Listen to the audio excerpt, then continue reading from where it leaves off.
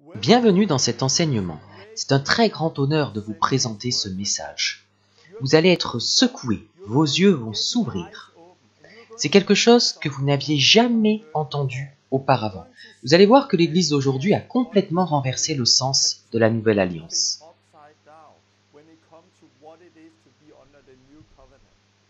Nous ne sommes pas dans l'Ancienne Alliance, mais dans la Nouvelle Alliance. Et pour cette raison, nous devons vivre une vie sainte. Car Jésus est beaucoup plus grand que les anges, beaucoup plus grand que Moïse.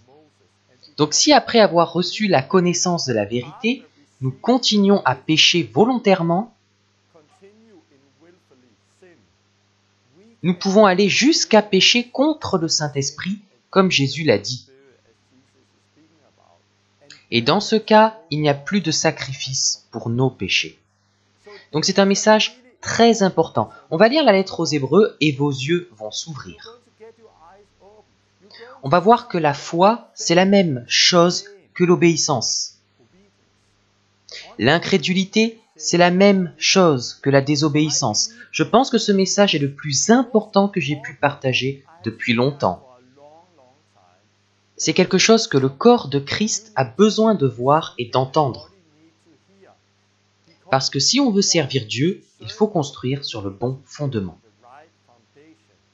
Nous ne devrions pas sauter les versets de la Bible que nous n'aimons pas.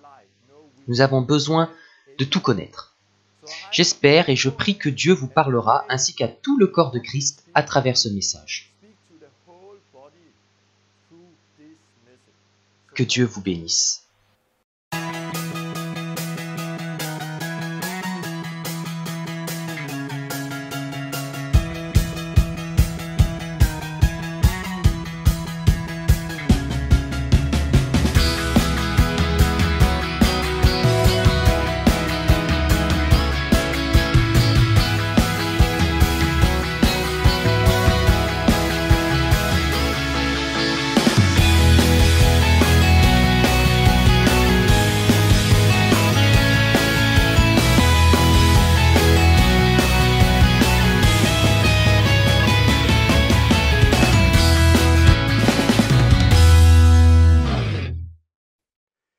Bienvenue à la Pioneer School et dans cet enseignement. La dernière fois, j'ai commencé à poser une base sur laquelle je vais continuer. Une base qui concerne l'identité de Dieu. Et qu'est-ce que vivre avec lui et vivre sous la grâce? La dernière fois, j'ai parlé de la justice de Dieu, de son amour et du fait qu'il faut comprendre les deux. Beaucoup m'ont écrit que c'était quelque chose qu'ils n'avaient jamais entendu avant. Et que cela devrait être prêché dans toutes les églises aujourd'hui. Peu de gens ont également entendu ce que je vais partager aujourd'hui. Ça va vraiment vous ouvrir les yeux. Il faut vraiment apporter cette vérité à l'église. Et aussi ce que je vais partager aujourd'hui. Je continuerai la prochaine fois et on verra un peu plus comment on vit sous la grâce. Et comment Jésus n'a pas abaissé le standard d'exigence, mais l'a en fait élevé. Cette leçon et la prochaine sont vraiment importantes, car c'est la base sur laquelle nous devons construire. Après cela, nous poursuivrons avec Luc 10, où je vais essayer de tout rassembler. Et nous verrons comment mettre en pratique ce que nous avons appris. Nous ne voulons pas juste de la théologie, nous avons déjà beaucoup de connaissances. Maintenant, nous avons besoin de vivre ce que nous avons appris. Luc 10 nous aide à comprendre comment nous pouvons tous vivre cette vie. Je veux être un peu plus pratique dans la dernière partie de la Pioneer School et rassembler le tout. Je veux donner quelques témoignages, c'est toujours bon à entendre. Depuis la dernière fois, nous avons vu des gens sauvés, guéris, baptisés d'eau et du Saint-Esprit. Parce que c'est la vie quotidienne. Je veux partager un puissant témoignage. Il y a quelques semaines, une jeune femme de 25 ans m'a contacté. Je suis allé la voir avec des amis Elle était allongée sur un lit chez sa mère. C'était une petite chambre dans laquelle il n'y avait qu'une petite lampe dans un coin. Elle était vraiment malade. Elle était dans ce lit depuis presque un mois non-stop. Elle ne s'était levée que quelques fois. Elle s'était cognée la tête dans un accident de voiture plusieurs années auparavant. Et elle souffrait d'étourdissement. Plus tard, elle s'est rendue chez le médecin pour être vaccinée. Il faut toujours bien réfléchir avant qu'un médecin mette quelque chose dans notre corps, car ils ne savent pas toujours ce qu'ils font. En fait, elle s'est retrouvée vraiment très malade à cause de ce vaccin. Elle était tellement malade qu'elle avait des marques sur le corps et ne pouvait presque pas aller se doucher. Le vaccin et l'accident mis ensemble faisaient qu'elle ne pouvait presque plus rien faire. Elle avait aussi un problème avec la lumière et ne pouvait pas regarder d'écran. C'était vraiment dur pour elle. Elle m'a contacté car quelque chose venait juste de se passer. Il y avait une émission de télévision avec certains de mes amis qui prêchaient et guérissaient les malades. Et elle n'en a vu qu'une partie à cause de ces problèmes. Mais elle est allée sur le site web d'un de mes amis, puis elle est allée sur mon site. Quand elle est arrivée sur mon site et a vu le logo, ça lui a fait un choc. Elle s'est souvenue de quelque chose qu'elle avait complètement oublié. Elle s'est souvenue qu'il y a 5 ans, elle m'a rencontré dans sa ville.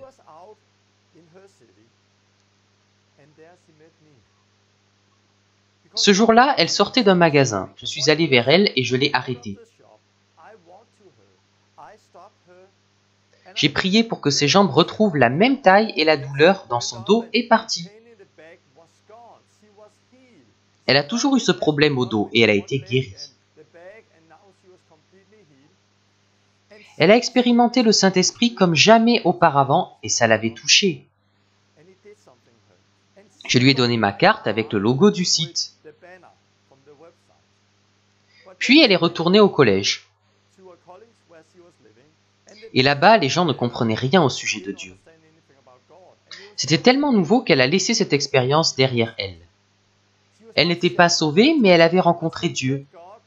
Elle était intéressée par Dieu, mais elle a laissé tomber. Puis son collège a brûlé dans un incendie, et la carte que je lui avais donnée aussi. Et elle a oublié notre rencontre. 5 ans plus tard, elle est très malade, allongée dans son lit. Elle va sur mon site et se souvient d'il y a 5 ans.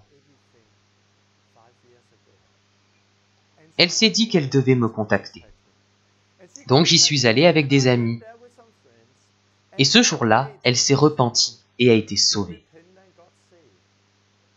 Elle a vraiment rencontré Dieu.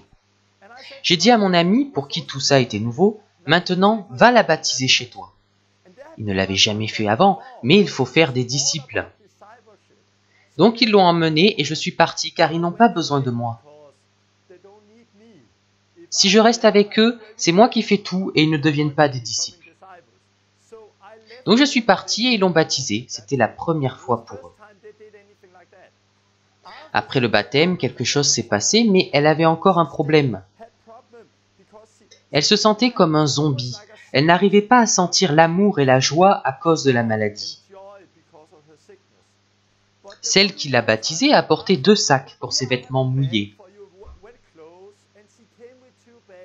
et lui a demandé quel sac elle préférait. Elle a choisi un sac, mis ses vêtements dedans et est rentrée chez elle. Quand elle est arrivée chez elle et qu'elle a sorti les vêtements du sac, il y avait un papier dedans. Elle a regardé ce papier et elle était étonnée. C'était un chant chrétien. En lisant le texte, elle s'est souvenue de ce chant. Elle l'avait entendu 5 ans auparavant, lorsqu'elle m'avait rencontré. Tout est devenu clair pour elle quand elle a lu ça. Et elle a commencé à pleurer et a été libérée. Les gens qui lui ont donné ce sac ne savaient pas qu'il y avait ce chant à l'intérieur. C'était un accident. Leur fille avait utilisé ce chant à l'école. Elle l'avait oublié et le papier était resté dans le sac. Ils allaient le jeter. Mais la jeune fille a eu ce sac et elle est rentrée chez elle avec. Et alors elle a eu ce chant. Le Saint-Esprit l'a touchée et délivrée. 2 semaines plus tard, il y a quelques jours, j'étais en réunion de maison. Et cette jeune femme était là aussi. Elle était souriante, elle était dans la cuisine et elle préparait le dîner pour nous. Elle n'était plus dans un lit, dans une salle sombre. Elle était dans une cuisine, dans une autre maison et elle nous préparait le dîner. Elle a dit, il y a 2 semaines, je suis née de nouveau. J'ai été sauvée, délivrée. J'ai reçu une nouvelle vie et je vais continuer en Christ pour toujours. Elle était tellement radicale et tellement libre. Elle a témoigné de comment elle a été délivrée de ce que les autres pensaient d'elle.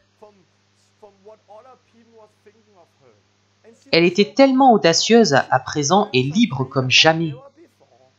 Le jour même, elle avait prié pour sa mère qui a été guérie au niveau des mains. Et sa vie a changé. C'est ce que je veux faire dans la dernière partie de la Pioneer School. Vous aider à entrer dans cette vie où Dieu œuvre en guérissant, en délivrant, en baptisant du Saint-Esprit. Et l'Église grandit. Et c'est pour tout le monde. La dernière fois, quand j'ai parlé de la justice et de l'amour de Dieu, il m'est venu une pensée. Et je vais la lire. C'est à cause de la bonté de Dieu que nous entendons parler de sa justice, pour que nous puissions voir sa sainteté et connaître son amour. Je répète, c'est à cause de la bonté de Dieu que nous entendons parler de sa justice. Pourquoi? Car alors on peut voir sa sainteté et expérimenter son amour de Père. C'est très important de voir les choses de cette manière, car comme je l'ai dit la dernière fois, on ne peut aimer Dieu comme il faut si on ne le connaît pas, et le connaître, c'est le craindre. Aujourd'hui, je vais prêcher une chose qui est vraiment très radicale. Et ce que dit la parole de Dieu va choquer beaucoup d'entre vous. Mais souvenez-vous que c'est à cause de la bonté de Dieu que vous entendez ce message. Et voyez sa sainteté, car alors vous pouvez connaître son amour, sa grâce. Avant de continuer, je vais poser un peu les bases pour ce message et pour la prochaine fois. La prochaine fois, je parlerai un peu plus de la grâce et de ce que c'est que marcher dans la Nouvelle Alliance.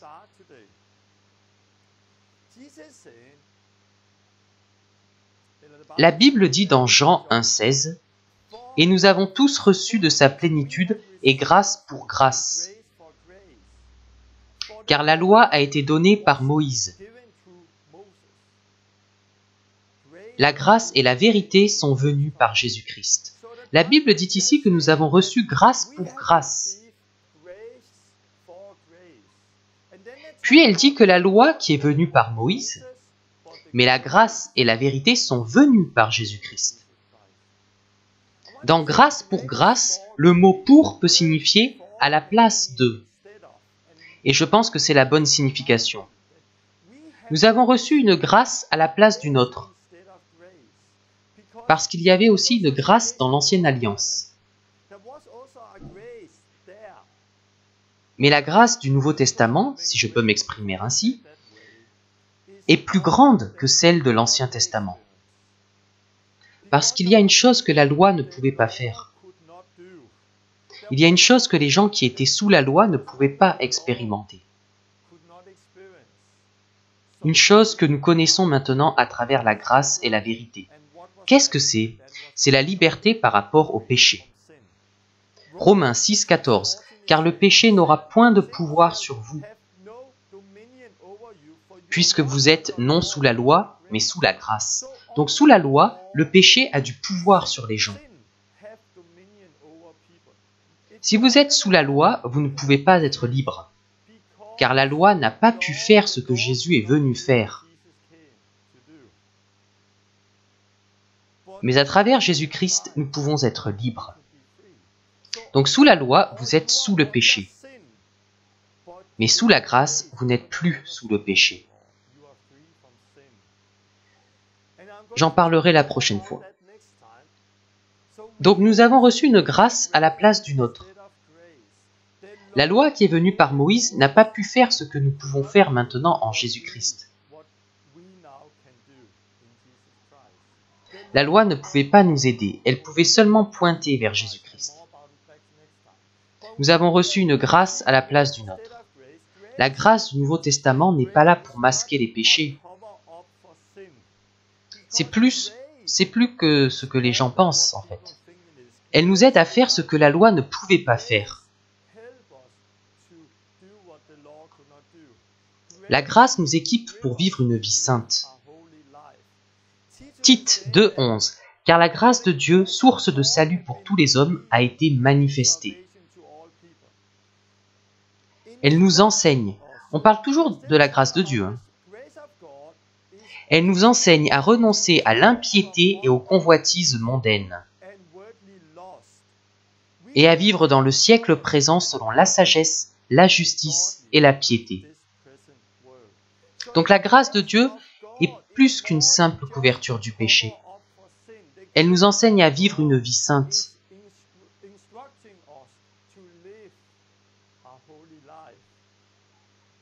Ce qu'on va voir cette fois en lisant l'Épître aux Hébreux, c'est que nous ne sommes plus sous la loi de Moïse, mais sous la grâce. Mais nous avons inversé cette vérité. Et beaucoup de gens ont vraiment très mal compris ce que c'est.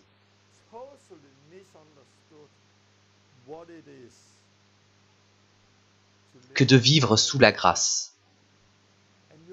Et vous allez être choqués en parcourant avec moi l'Épître aux Hébreux. L'Épître aux Hébreux. Ça va vraiment vous ouvrir les yeux parce que notre plus grand problème dans l'Église, c'est que nous bâtissons notre christianisme sur les sermons qu'on entend dans les églises. On fonde notre christianisme sur quelques versets que l'on prend et sur lesquels on fait des sermons. Mais rappelez-vous que les premiers chrétiens n'avaient pas de Bible avec chapitres et versets. Donc ils ne pouvaient pas juste prendre un verset par-ci par-là, ou un chapitre. Non, ils avaient une lettre entière. Ils lisaient lettre par lettre, livre par livre. Donc j'espère que vous êtes prêts pour cet enseignement. Avant de commencer, je voudrais prier. Je veux aussi dire que si vous n'avez pas le temps, je vais commencer à lire Hébreux maintenant. Si vous n'avez pas le temps d'écouter la leçon en entier, si vous avez quelque chose à faire,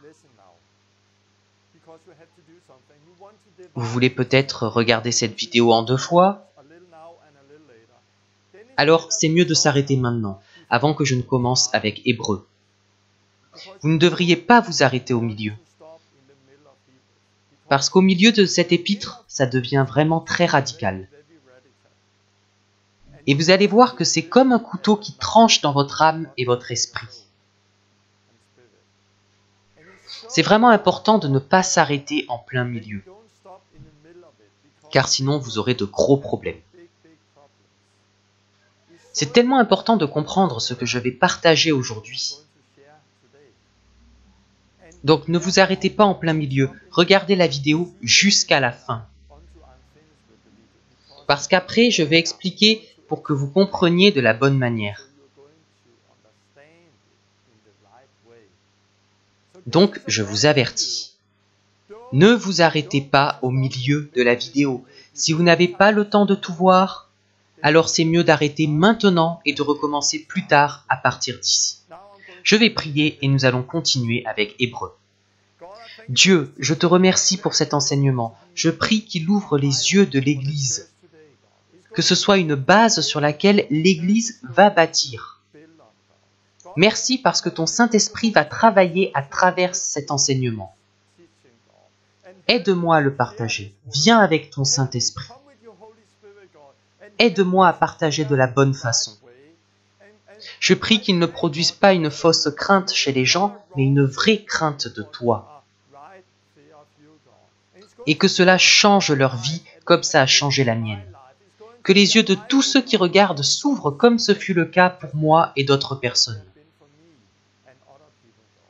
Viens avec ton Saint-Esprit et aide-nous. Donne-nous des yeux pour voir, des oreilles pour entendre, et un cœur pour recevoir ta parole aujourd'hui. Au nom de Jésus. Amen. Maintenant, on va continuer avec Hébreux. Avant de commencer, je veux donner des connaissances de base sur cet épître, qui sont vraiment importantes. On ne sait pas exactement qui a écrit Hébreux. Certains disent que c'est Apollos, d'autres disent que c'est Paul ou encore quelqu'un d'autre.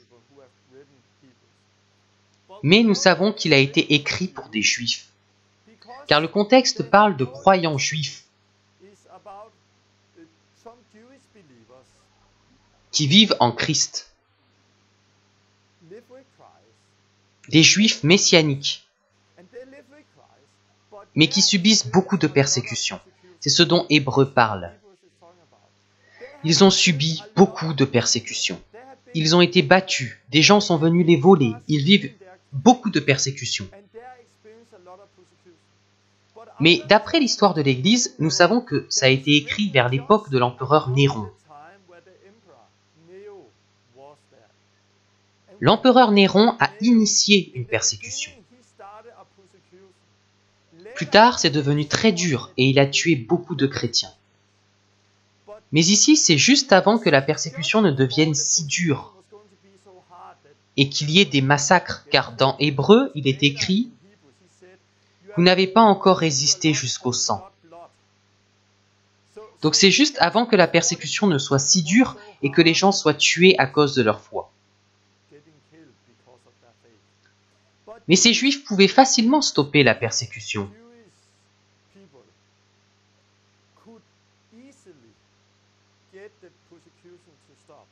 Ils avaient juste une chose à faire, revenir à la synagogue. Parce qu'à cette époque, la synagogue n'était pas persécutée de la même manière que l'Église. Donc s'ils revenaient à la synagogue, la persécution contre eux et leurs familles s'arrêtait immédiatement.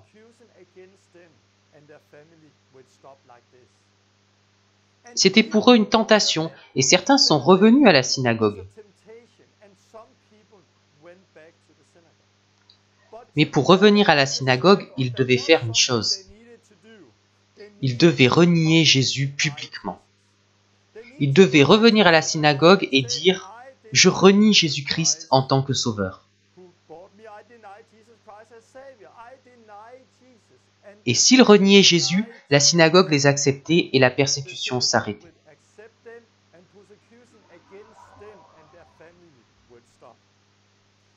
Donc cette lettre a été écrite à ces gens pour qu'ils persévèrent dans la foi. Ne revenez pas en arrière, continuez dans la foi. Et l'épître parle sans cesse de Jésus. Elle dit qu'il est plus grand que les anges, qu'il est plus grand que Moïse. Nous avons une nouvelle alliance. Nous avons un nouveau grand prêtre pour toujours, et il est plus grand que l'ancien grand prêtre.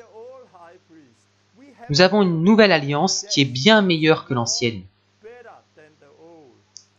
Si vous parcourez l'épître aux Hébreux avec moi, vous allez comprendre pourquoi il dit cela à ces gens-là. Il dit ces choses parce qu'ils devaient continuer dans la foi en Christ. Nous avons quelque chose de meilleur que l'ancienne alliance. Nous avons une nouvelle alliance plus forte, donc ne revenez pas en arrière. Pour ma part, je sers Dieu depuis de nombreuses années. Et je connais beaucoup de gens qui ne vivent plus avec Dieu aujourd'hui. Ils sont devenus orgueilleux, Ils ont laissé le péché et l'amertume entrer dans leur vie. Et à cause de cela, ils ont chuté et ils ne vivent plus avec Dieu aujourd'hui. Je connais beaucoup de gens dans les églises qui deviennent tièdes. Et beaucoup s'éloignent de Dieu. Pourquoi? À cause de leur enseignement. Bien sûr, nous vivons dans les temps de la fin, donc ça fait partie des temps que nous vivons.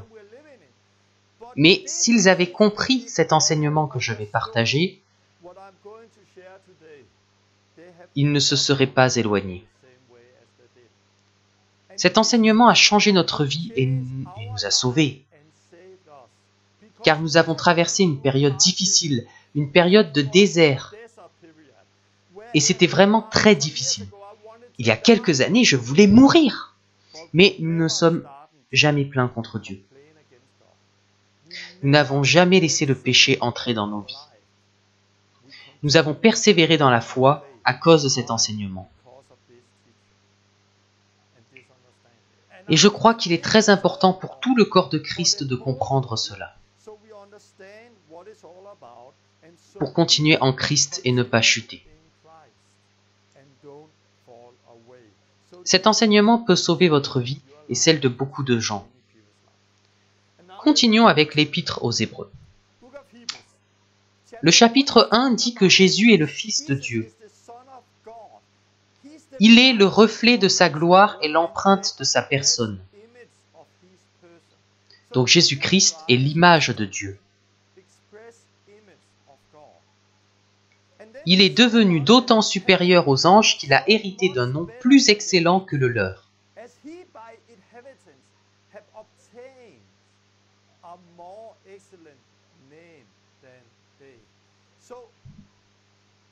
Le premier chapitre parle de Jésus en tant que Fils de Dieu. Il est d'autant supérieur aux anges.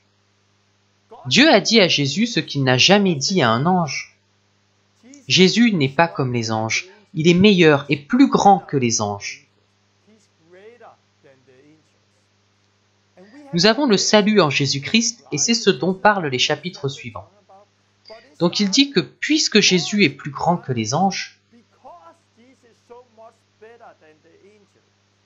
c'est pourquoi nous devons d'autant plus nous attacher aux choses que nous avons entendues, de peur que nous ne soyons emportés loin d'elles. Hébreux 2:1. Autrement dit, puisque nous sommes devant quelqu'un de plus grand que les anges, Jésus-Christ, nous devons d'autant plus nous attacher au message que nous avons entendu, pour ne pas nous perdre. Car si la parole annoncée par des anges a eu son effet, et si toute transgression et toute désobéissance a reçu une juste rétribution, comment échapperons-nous en négligeant un si grand salut?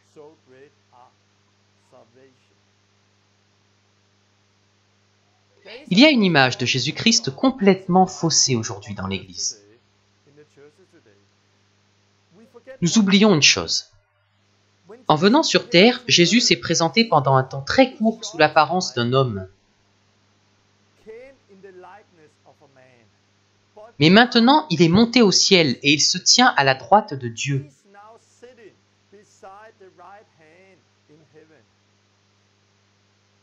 C'est la situation actuelle de Jésus. Beaucoup de chrétiens oublient cela. Beaucoup de chrétiens ont l'image de l'homme Jésus, ici sur terre. Mais maintenant, il n'est plus cet homme terrestre, il est dans les cieux. L'un de ceux qui étaient le plus proche de Jésus était Jean, celui que Jésus aimait. Mais quand Jean a vu Jésus dans son corps céleste, au début du livre de l'Apocalypse, il n'est pas allé voir Jésus en lui disant « Hé Jésus, mon pote, top là !» Il n'a pas fait cela. Il est tombé à ses pieds, comme mort, parce qu'il ne pouvait pas supporter sa gloire. Et c'était pourtant l'un de ceux qui étaient le plus proche de Jésus sur terre. Mais il n'est pas allé retrouver son pote, non, il est tombé comme mort. Jésus est tellement plus grand que les anges. Et si nous voyons comment il est aujourd'hui, nous tomberions de la même manière. Aujourd'hui, il ne nous parle plus de la terre. Il nous parle depuis les cieux par son Saint-Esprit. Et on en verra plus après. Je vais aller très vite à travers l'épître aux Hébreux, mais je vous encourage à le lire vous-même plus tard pour voir ce qu'il dit. Puis il continue et parle du repos de Dieu. Nous avons besoin de persévérer. Hébreux 3, 8. C'est pourquoi, selon ce que dit le Saint-Esprit, aujourd'hui, si vous entendez sa voix, n'endurcissez pas vos cœurs comme lors de la révolte, le jour de la tentation dans le désert. Aussi je fus irrité contre cette génération, et je dis, ils n'entreront pas dans mon repos. Qu'est-ce qu'il dit? Nous ne devons pas endurcir nos cœurs comme ils l'ont fait au jour de la rébellion, au jour de la tentation dans le désert. De qui parle-t-il? De Moïse et des Israélites. Ils sont sortis d'Égypte, ils ont été baptisés en Moïse dans la mer Rouge. Et ils ont marché avec Dieu dans le désert.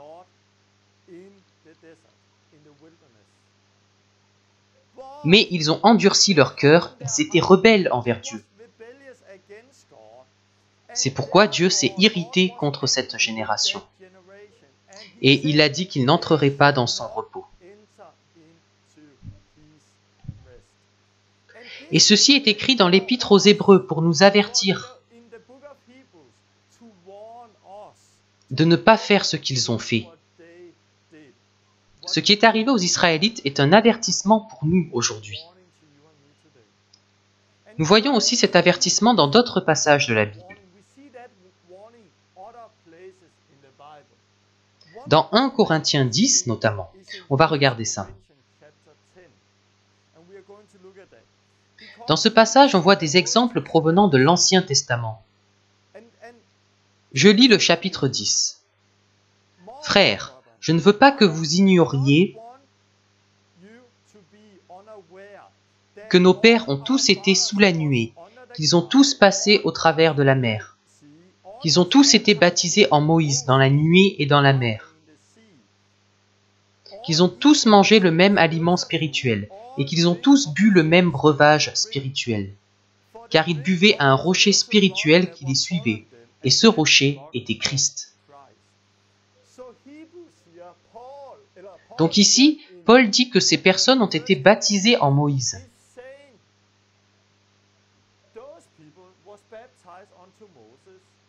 Ils ont mangé de la nourriture spirituelle et bu de la boisson spirituelle, au rocher spirituel qui les suivait et qui était Christ. Donc ces gens qui sont sortis d'Égypte ont eu tout ce qu'elles pouvaient avoir en ce temps-là.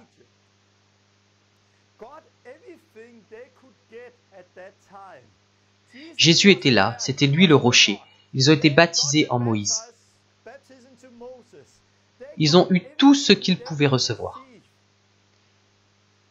Continuons. Mais la plupart d'entre eux ne furent point agréables à Dieu. Ils ont tout reçu, ils sont sortis d'Égypte. Mais on lit quand même que la plupart d'entre eux ne furent point agréables à Dieu, puisqu'ils périrent dans le désert. Or, ces choses sont arrivées pour nous servir d'exemple, afin que nous n'ayons pas de mauvais désirs comme ils en ont eu. Où est donc l'exemple pour nous dans cette histoire?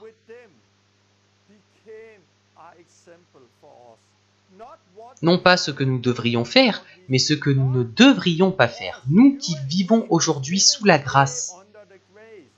Nous qui avons été séparés du monde. Et ça continue. Au verset 7, « Ne devenez point idolâtres comme quelques-uns d'eux. Ne nous livrons point à l'impudicité comme quelques-uns d'eux s'y livrèrent. De sorte qu'il en tomba 23 000 en un seul jour.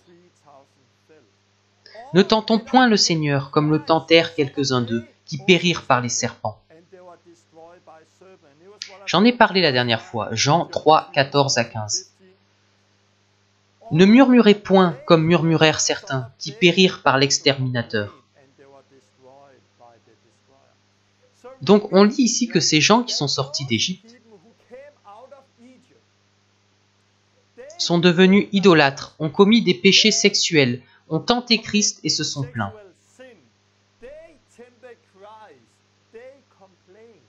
Et à cause de cela, beaucoup d'entre eux moururent ici, tués par Dieu.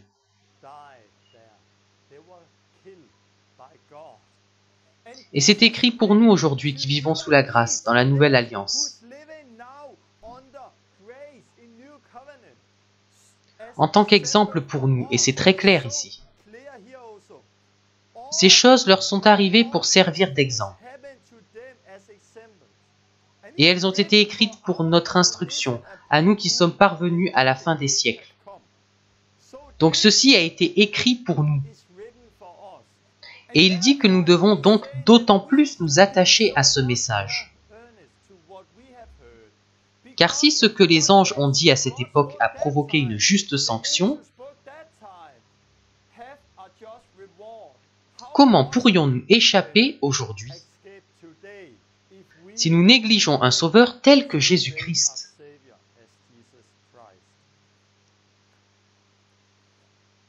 Paul n'a pas commencé avec ça au chapitre 10. Paul n'a pas écrit avec des chapitres et des versets. Juste avant, il dit quelque chose d'important pour comprendre pourquoi il dit cela. Il parle d'une course dans laquelle nous sommes tous. Ne savez-vous pas que ceux qui courent dans le stade courent tous, mais qu'un seul remporte le prix? Courez de manière à le remporter. Tous ceux qui combattent s'imposent une discipline sévère. Et ils le font pour obtenir une couronne corruptible. Mais nous, faisons-le pour une couronne incorruptible. 1 Corinthiens 9, 24. Donc nous sommes tous dans une course. Vous êtes dans cette course, et moi aussi. Tous les athlètes sont disciplinés dans leur entraînement. Ils le font pour un prix qui va disparaître. Mais qu'en est-il de nous? Nous le faisons pour obtenir la vie éternelle. C'est ce que j'ai dit avant. On est sauvé un jour, mais celui qui continue à croire sera sauvé. Il est nécessaire de persévérer en Christ. Il y a plus de 60 versets dans la Bible pour nous avertir de ne pas chuter et que nous pouvons perdre notre salut. Oui, il y a un jour où nous le garderons. C'est le jour où nous prendrons du fruit de l'arbre de vie. J'en ai parlé dans une vidéo précédente. Il continue. Moi donc, je cours, non pas comme à l'aventure, je frappe, non pas comme battant l'air. Il ne frappe pas dans le vide. Mais je traite durement mon corps et je le tiens assujetti. De peur d'être moi-même rejeté après avoir prêché aux autres.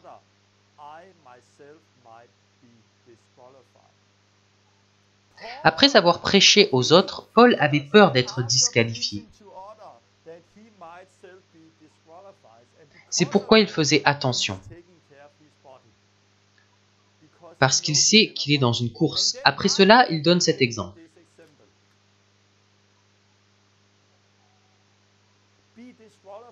Si vous êtes dans une compétition sportive et que vous êtes disqualifié, alors vous êtes hors jeu. Être disqualifié, c'est être exclu de la course sans pouvoir y retourner. Puis il continue avec ceci. Encore un avertissement pour nous de ne pas tomber.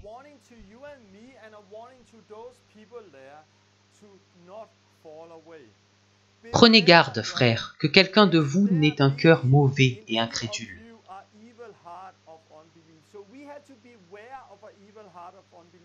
Au point de se détourner du Dieu vivant. Hébreux 3.12. Donc il est possible de s'éloigner du Dieu vivant. Car nous sommes devenus participants de Christ. Pourvu que nous retenions fermement jusqu'à la fin l'assurance que nous avions au commencement. C'est vraiment clair que nous sommes associés à Jésus-Christ si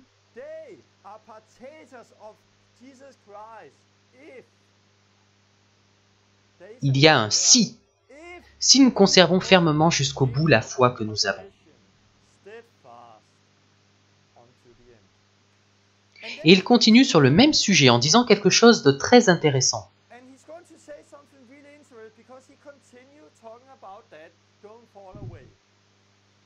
Et là, on va voir que la foi biblique est différente de ce que nous pensons être la foi aujourd'hui. Aujourd'hui, nous avons nos lunettes religieuses. Nous pensons que nous pouvons croire une chose et en faire une autre. Mais ça ne marche pas comme ça. Quand la Bible parle de foi, ça ne correspond pas à ce que nous pensons. La foi, c'est l'obéissance. Je l'ai écrit ici. La foi, c'est l'obéissance. L'incrédulité, c'est la désobéissance. Je vais juste montrer rapidement quelques passages. Il continue d'avertir. Et à qui jura-t-il qu'il n'entrerait pas dans son repos? Sinon à ceux qui avaient désobéi. Donc ils ne sont pas entrés dans le repos de Dieu parce qu'ils n'ont pas obéi. Mais il continue. Aussi voyons-nous qu'ils ne purent y rentrer à cause de leur incrédulité. L'auteur d'Hébreux dit qu'ils ne sont pas entrés parce qu'ils n'ont pas obéi. Et c'était à cause de leur incrédulité. Donc il parle de l'incrédulité comme étant la même chose que la désobéissance.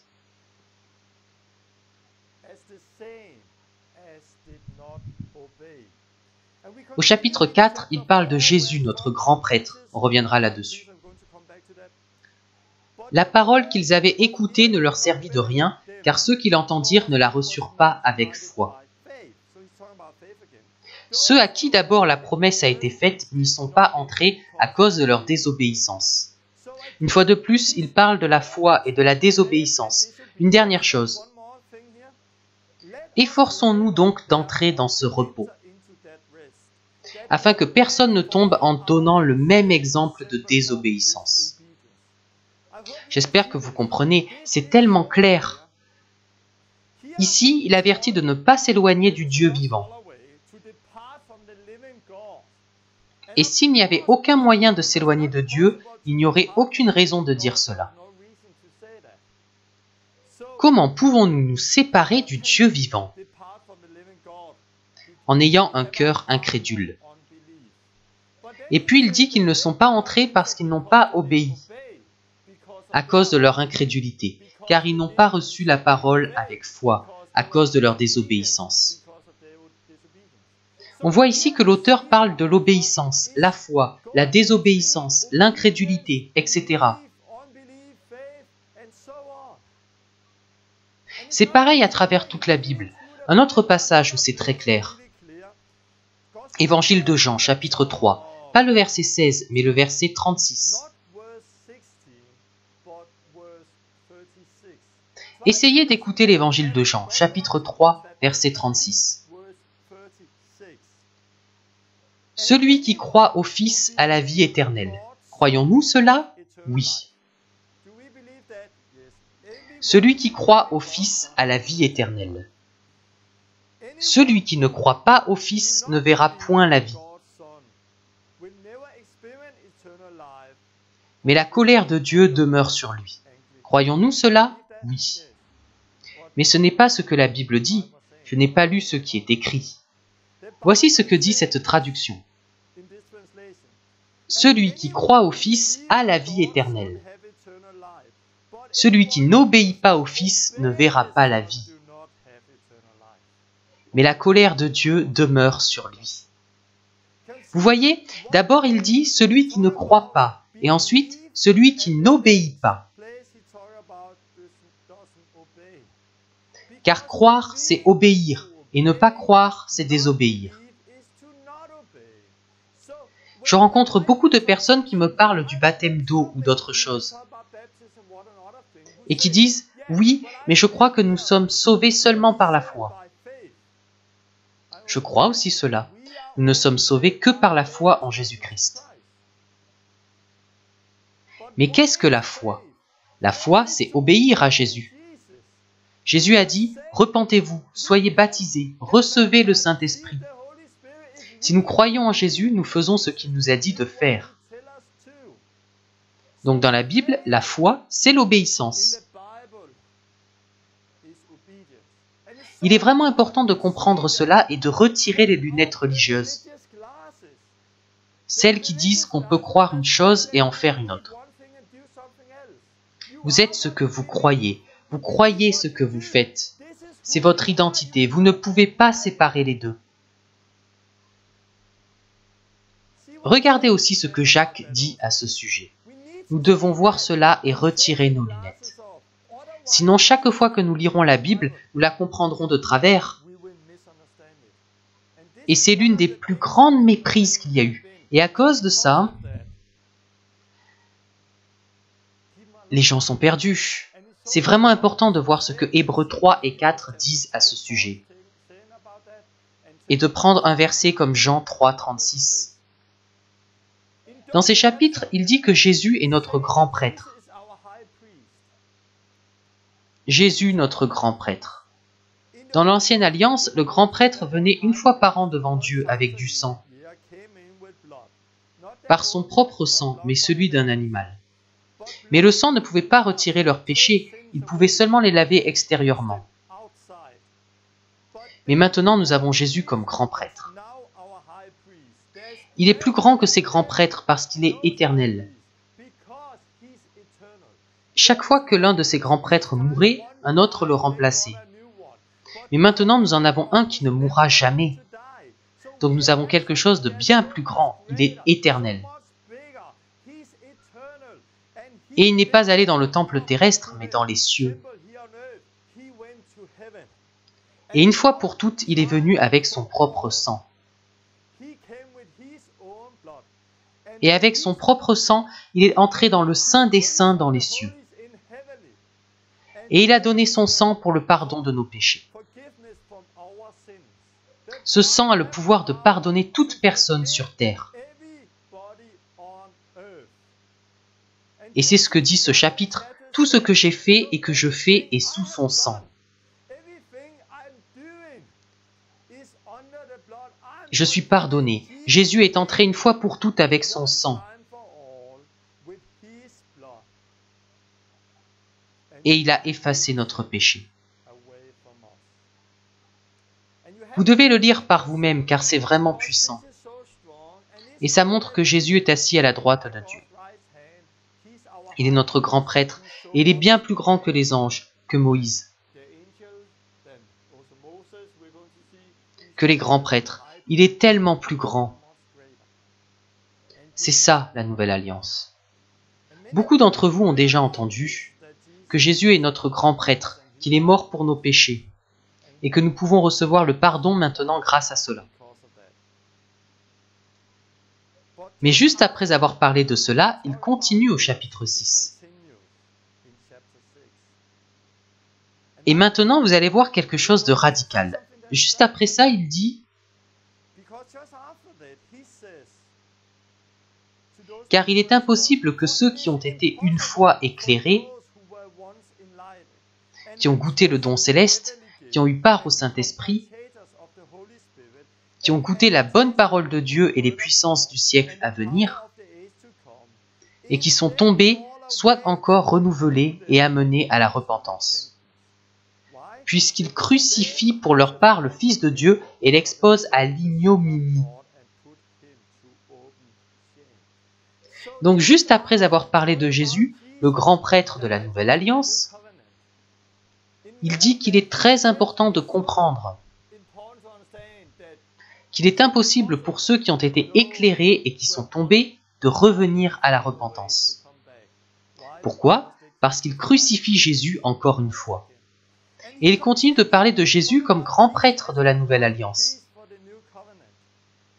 et de la prêtrise de l'Ancienne Alliance. Jésus s'est sacrifié une fois pour toutes. Il a commencé avec ça, ensuite il a dit ceci et il continue ici. Il parle de ce que j'ai dit tout à l'heure. Jésus est notre grand prêtre dans la nouvelle alliance. Nous ne sommes plus dans la prêtrise de l'ancienne alliance. Jésus s'est sacrifié lui-même une fois pour toutes. Plus aucun sacrifice parce que Jésus est tellement plus grand. Hébreux 10, 19 à 25. Ainsi donc, frères, puisque nous avons, au moyen du sang de Jésus, une libre entrée dans le sanctuaire par la route nouvelle et vivante, n'abandonnons pas notre assemblée, comme c'est la coutume de quelques-uns. Mais exhortons-nous réciproquement, et cela d'autant plus que vous voyez s'approcher le jour. Voici donc un aperçu de l'épître aux Hébreux. Jésus est le Fils de Dieu, il est meilleur que les anges, le salut est en Jésus-Christ. Les Israélites n'étaient pas tous entrés dans le repos à cause de leur incrédulité, de leur désobéissance. Et c'est un avertissement pour nous aujourd'hui. Jésus est notre grand prêtre. Et c'est impossible pour ceux qui ont déjà été éclairés de revenir à la repentance. Parce qu'ils crucifient Jésus à nouveau. Il parle de la persévérance en Christ, de Jésus, grand prêtre de la nouvelle alliance. La prêtrise de l'ancienne alliance, et Jésus qui est mort une fois pour toutes. Et il continue avec le fait que nous avons de l'assurance pour nous présenter devant Dieu. Et maintenant, ça devient très radical. Je vais prendre certains passages, je ne vais pas tout expliquer dès le début. Je veux juste parcourir ce que le reste de l'épître aux Hébreux dit. Vous allez entendre quelque chose que vous n'avez jamais entendu auparavant. Je pense que beaucoup d'entre nous ont déjà entendu que Jésus est mort une fois pour toutes, pour le pardon de nos péchés, et nous aimons entendre cela. Mais juste après avoir dit ça, il continue avec ceci. Hébreux 10, 26. Car si nous péchons volontairement après avoir reçu la connaissance de la vérité, il ne reste plus de sacrifice pour les péchés. Jésus est mort une fois pour toutes. Il a été le seul sacrifice que nous avons pour le péché. Car si nous péchons volontairement après avoir reçu la connaissance de la vérité, il ne reste plus de sacrifice pour les péchés. Mais une attente terrible du jugement et l'ardeur d'un feu qui dévorera les rebelles.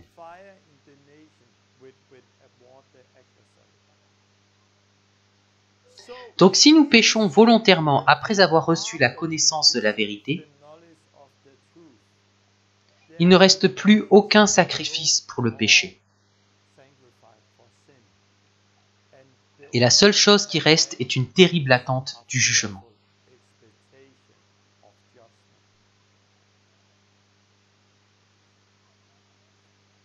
C'est radical. Il continue. Celui qui a violé la loi de Moïse meurt sans miséricorde sur la déposition de 2 ou de 3 témoins.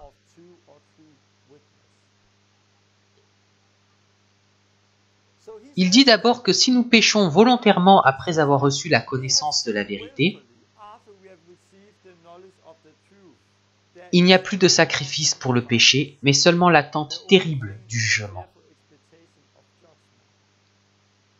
Et puis il dit que quiconque a rejeté Moïse meurt d'après 2 ou 3 témoins. Il dit que si vous péchiez volontairement contre la loi de Moïse, avec de 2 ou 3 témoins,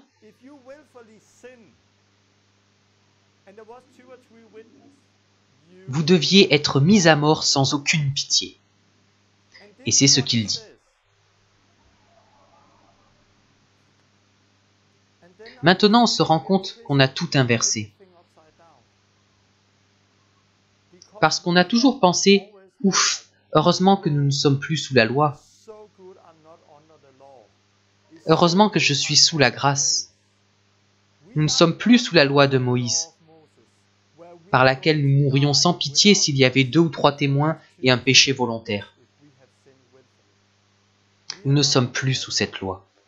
Et nous en sommes à remercier Dieu de ne plus être sous la loi.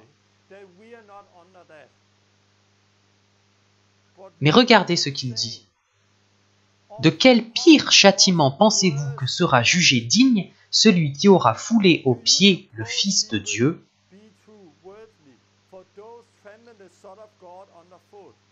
qui aura tenu pour profane le sang de l'alliance, par lequel il a été sanctifié, et qui aura outragé l'esprit de la grâce.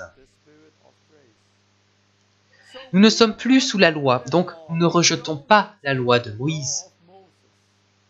Si nous péchons volontairement après avoir reçu la connaissance de la vérité. Mais nous rejetons en fait l'esprit de la grâce. De quel pire châtiment pensez-vous que sera jugé digne celui qui aura foulé aux pieds le Fils de Dieu,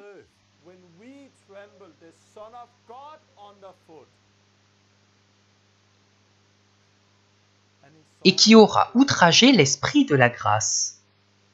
Pourquoi? Parce que Jésus est tellement plus grand que Moïse. Jésus est tellement plus grand que les anges. Et parce qu'il est tellement plus grand, on lit ceci.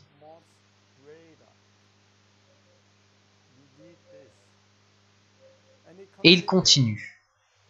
Car nous connaissons celui qui a dit « À moi la vengeance, à moi la rétribution ». Et encore, le Seigneur jugera son peuple. C'est une chose terrible que de tomber entre les mains du Dieu vivant.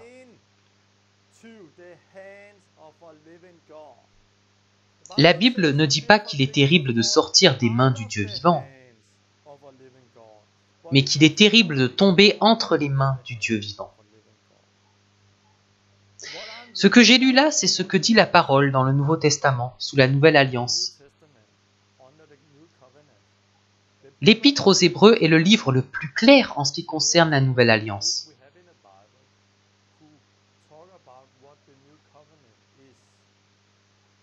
En ce qui concerne la différence entre l'ancienne et la Nouvelle Alliance. Aujourd'hui, nous avons une Église qui a tout inversé. Où nous pensons « Merci Seigneur, car je suis sous la grâce ». Parce qu'on pense que sous la grâce, on est autorisé à pécher. Et que Dieu ne va pas nous punir. Mais quel plus grand châtiment méritons-nous si nous foulons aux pieds le Fils de Dieu?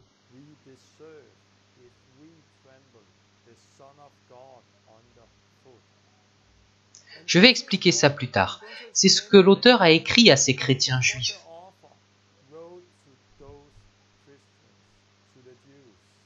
Et c'est radical. Il continue, Hébreux 10, 35. N'abandonnez donc pas votre assurance. On peut donc l'abandonner. Il parle de l'assurance d'entrer dans le lieu saint, à laquelle est attachée une grande récompense. Vous avez besoin de persévérance afin qu'après avoir accompli la volonté de Dieu, vous obteniez ce qui vous est promis. Il s'agit de la promesse de la vie éternelle. Il est vraiment radical, mais en même temps il dit « Nous ne sommes pas de ceux qui se retirent pour se perdre, mais de ceux qui ont la foi pour sauver leur âme. » Il a un discours très radical, mais il ajoute un « mais ». Mais nous ne faisons pas partie de ceux qui reviennent en arrière.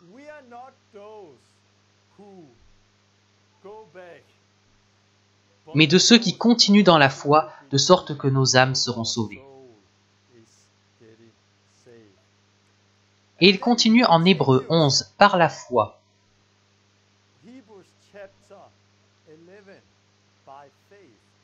Si vous comprenez tout ça, ces gens-là n'avaient pas persévéré dans la foi et ils ont chuté.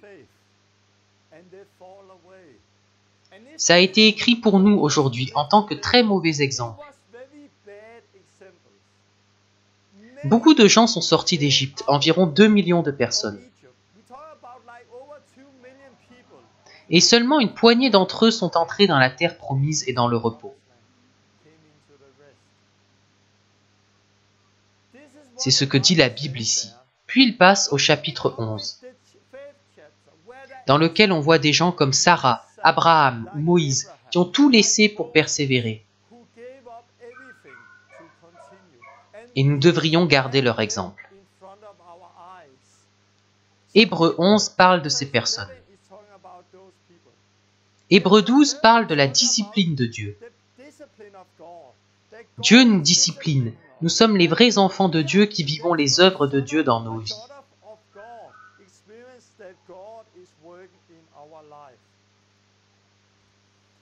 Et il continue de façon très radicale au chapitre 12.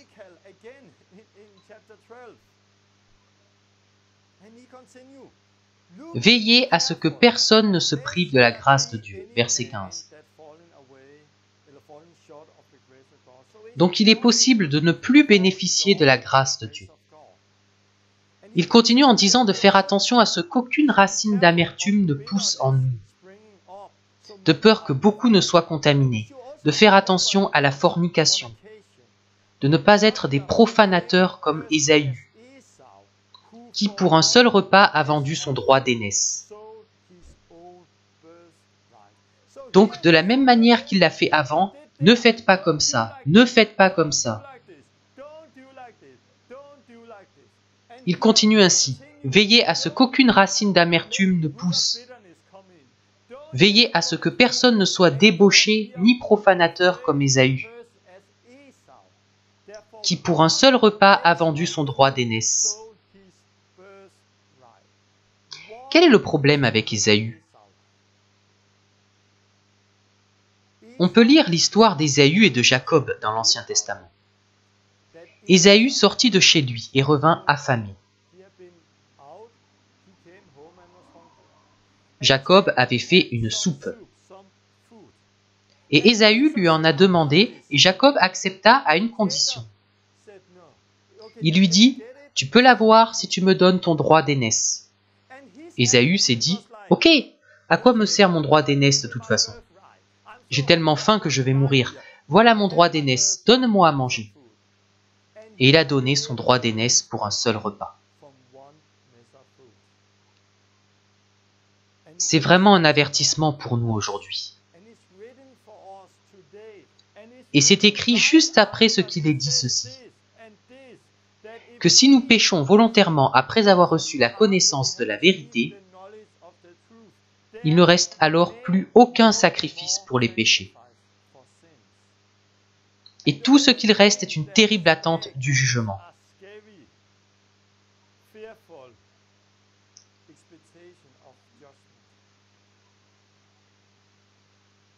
Après avoir parlé d'Ésaü, il continue.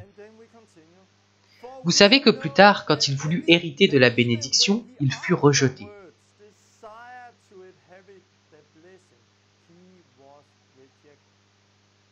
Ésaü est venu vers son père en s'excusant, mais il a été rejeté.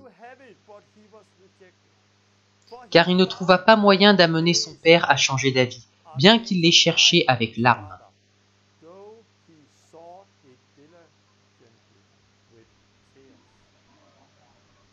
Ésaü a demandé avec des larmes, mais ce droit d'aînesse ne lui a pas été rendu. C'était trop tard, il a été disqualifié. Je sais que c'est radical, mais restez avec moi. Je sais que certains vont se dire « Moi aussi je suis perdu, j'ai péché volontairement ». Restez avec moi et laissez le Saint-Esprit travailler en vous. Laissez la parole trancher et agir en vous. Je vais expliquer cela plus tard.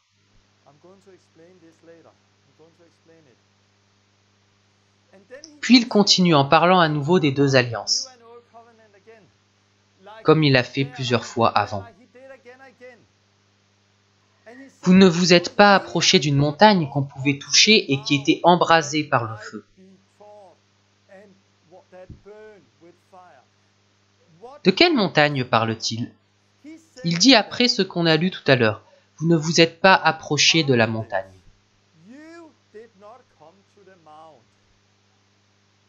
La montagne qui brûlait ardemment, celle sur laquelle Dieu est descendu et a donné à Moïse les 10 commandements. On lit qu'ils étaient terrifiés, car même les animaux qui touchaient la montagne devaient mourir. On lit cela dans Exode. Ils étaient terrifiés quand Dieu est descendu, parce que la gloire du Dieu saint descendait. Le Nouveau Testament a été écrit pour nous qui ne sommes pas allés à cette montagne.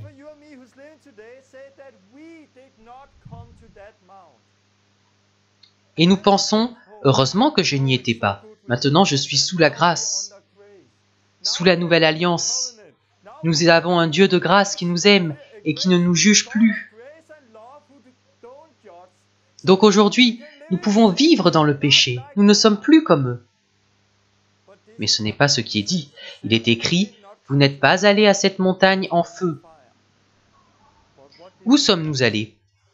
Mais vous vous êtes approchés de la montagne de Sion, de la cité du Dieu vivant, la Jérusalem céleste, de Jésus qui est le médiateur de la nouvelle alliance. Nous n'avons pas approché le mont Sinaï duquel Moïse est descendu et les gens étaient terrifiés. Et même les animaux qui touchaient la montagne devaient mourir. Nous avons approché quelque chose de vraiment plus grand.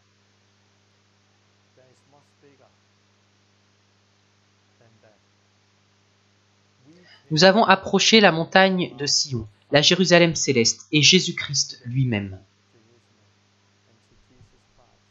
Et il continue, « Gardez-vous de refuser d'entendre celui qui parle. Car si ceux-là n'ont pas échappé,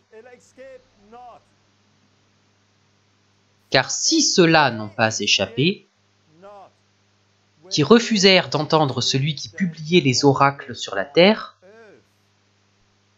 combien moins échapperons-nous si nous nous détournons de celui qui parle du haut des cieux? »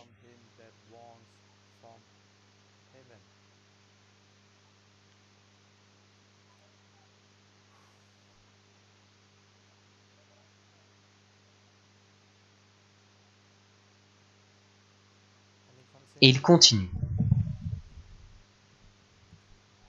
C'est pourquoi, recevant un royaume inébranlable, montrons notre reconnaissance, en rendant à Dieu un culte qui lui soit agréable, avec piété et avec crainte. Car notre Dieu est aussi un feu dévorant. J'en ai parlé la dernière fois.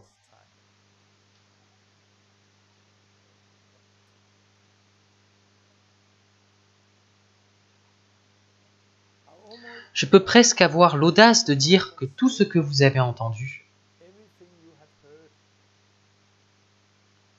au sujet de la grâce de Dieu, de la nouvelle et de l'ancienne alliance,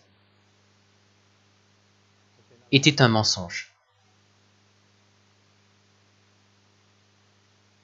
Chacun d'entre nous a une compréhension de la grâce de la nouvelle alliance.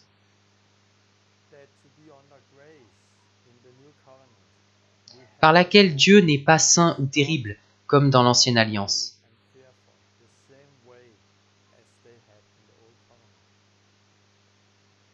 Nous avons un Jésus aimant. Nous sommes sous la grâce, donc nous pouvons vivre un peu comme nous le désirons.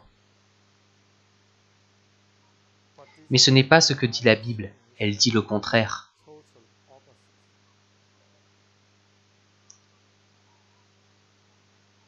Quand ils n'ont pas écouté les anges, ils ont subi un châtiment. Mais nous avons quelque chose de plus grand que les anges. Nous avons quelque chose de plus grand qu'un grand prêtre. Nous avons Jésus qui est plus grand que Moïse. Donc si eux, sous la loi de Moïse, péchaient volontairement, avec 2 ou 3 témoins, quel plus grand châtiment aurons-nous aujourd'hui si nous péchons volontairement, après avoir reçu la connaissance de la vérité? Car nous n'avons pas péché contre Moïse. Nous avons piétiné le Fils de Dieu. Et nous insultons l'Esprit de la grâce.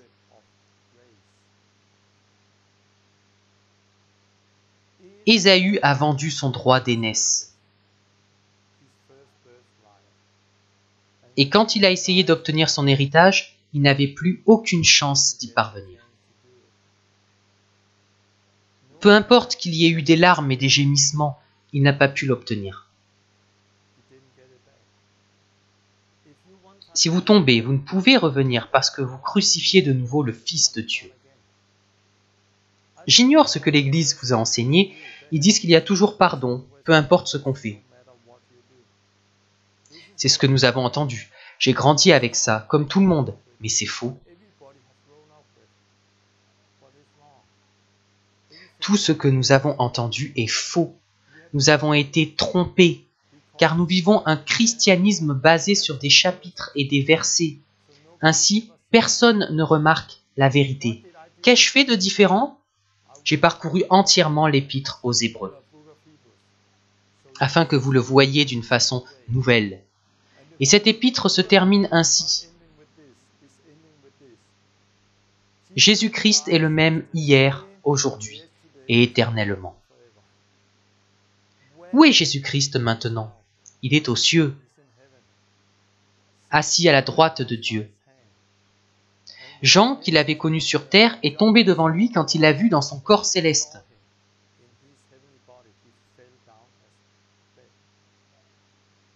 Jésus est tellement plus grand maintenant, plus grand que Moïse et les anges. Jésus est le même hier, aujourd'hui et éternellement. C'est seulement pour un temps très court qu'il est venu sur terre comme un homme. Maintenant, il est remonté et il est dans les cieux. Souvenez-vous-en chaque fois que vous lisez ce passage. Que la grâce soit avec vous tous. Que la grâce soit avec nous tous. La grâce n'est pas une couverture. La grâce n'est pas une couverture pour le péché. Elle n'est pas une autorisation de pécher. Je ne veux pas vous laisser là, à penser que vous êtes perdu. Quelqu'un qui entend cela pour la première fois pensera qu'il est perdu. En effet, où peut-on trouver une personne qui n'a pas péché volontairement après s'être convertie ?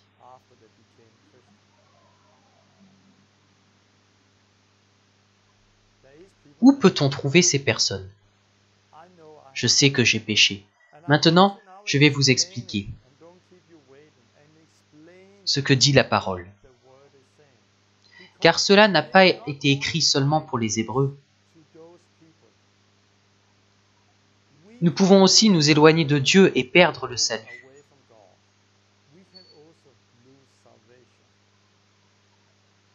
Nous devons considérer cette épître pour comprendre qui est Jésus-Christ,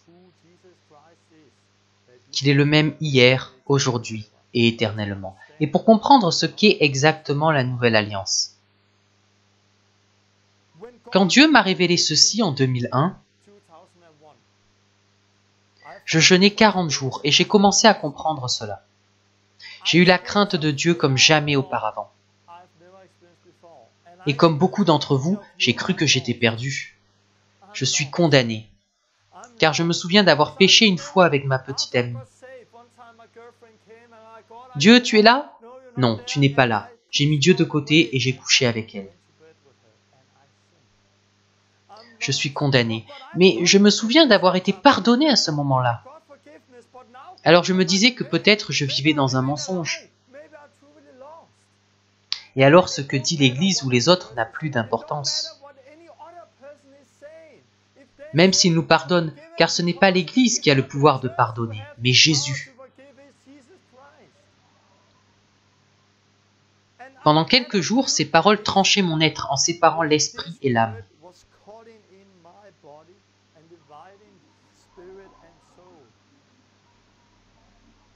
Ça me divisait. Durant ces jours, je pleurais et je ne pouvais plus dormir. Seigneur, est-ce que je peux être pardonné encore une fois ? Suis-je condamné ? Et j'ai expérimenté une repentance qu'on ne voit que dans les réveils spirituels. Et au milieu de tout ça, j'ai soudainement reçu le pardon.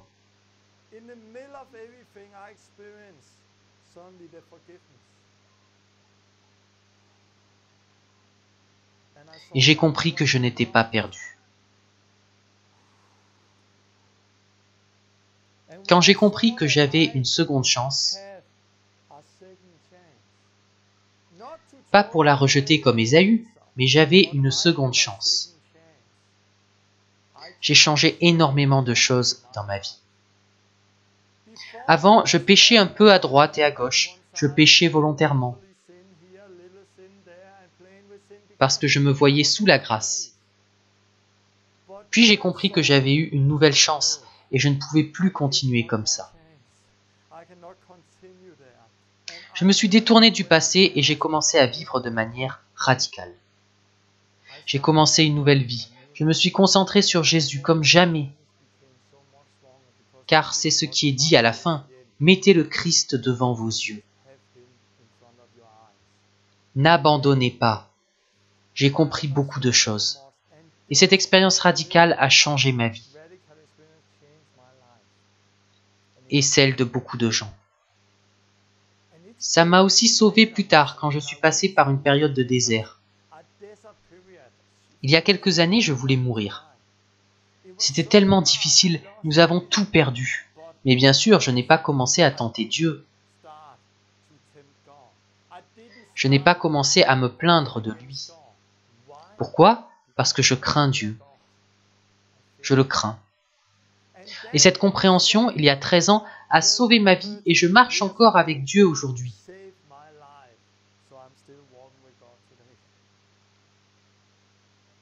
Si les gens comprenaient ceci, tout serait différent dans leur vie. Je vois tellement de gens qui, lorsque la vie ne va pas comme ils veulent, disent « Pourquoi, Seigneur ?» Ils n'ont vraiment aucune crainte de Dieu. Je veux que vous écoutiez attentivement les 10 prochaines minutes. C'est très important. Car nous allons poursuivre. Quand ceci s'est produit en moi, bien sûr, j'ai commencé à regarder à Jésus, à son enseignement. Tout cela est-il vrai? Que dit Jésus sur le pardon? Et j'ai vu que Jésus parlait de la même chose, Luc 12, 10. Et quiconque parlera contre le Fils de l'homme, il lui sera pardonné.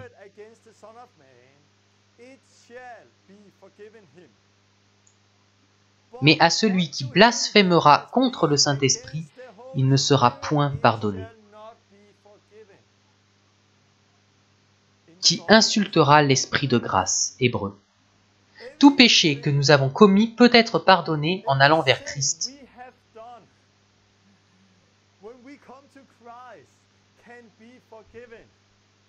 Tout péché peut être pardonné. Mais si nous péchons contre le Saint-Esprit, on ne peut pas être pardonné. C'est aussi ce que dit Jésus à propos du sel qui perd sa saveur. Il ne peut la retrouver et il est jeté dehors. Si vous mettez les mains à la charrue et regardez en arrière, vous n'êtes pas fait pour le royaume.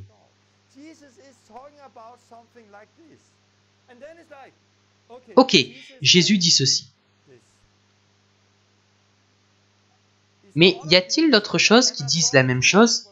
Oui, Judas et Pierre, dans 2 Pierre 2, 20.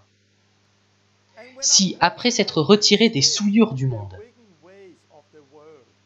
par la connaissance du Seigneur et Sauveur Jésus-Christ, ils s'y engagent de nouveau et sont vaincus,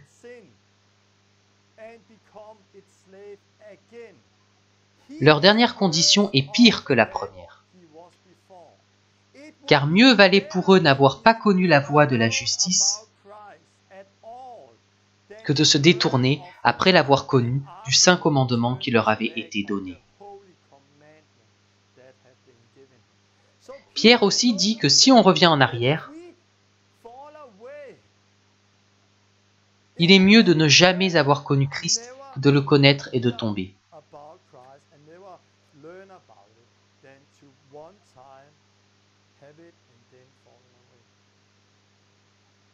C'est presque comme Hébreux 6. Y a-t-il un exemple de cela dans le livre des Actes?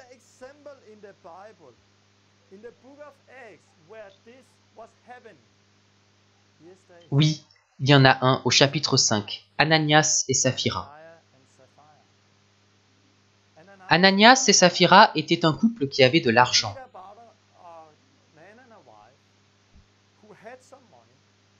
Et ils voulaient donner de l'argent à l'Église. Mais ils ont décidé en secret de ne pas donner la totalité de la somme. Puis ils sont allés voir Pierre. Et ils ont menti en disant que c'était tout l'argent qu'ils avaient.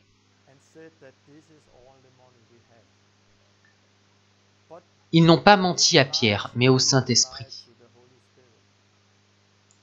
Et parce qu'ils ont menti à Dieu, au Saint-Esprit, ils ont péché volontairement et sont morts sur le coup. Tous les deux. D'abord Ananias, puis il est arrivé la même chose à Saphira. Dans Actes 5.3, Pierre dit « Ananias, tu as menti au Saint-Esprit ». Ananias, entendant ces paroles, tomba et expira. Une grande crainte saisit tous les auditeurs. Je les comprends.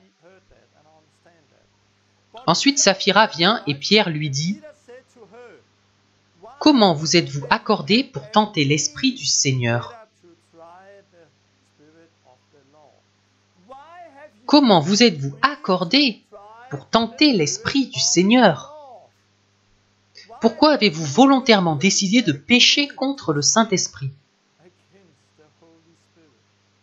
Au même instant, elle tomba aux pieds de l'apôtre et expira.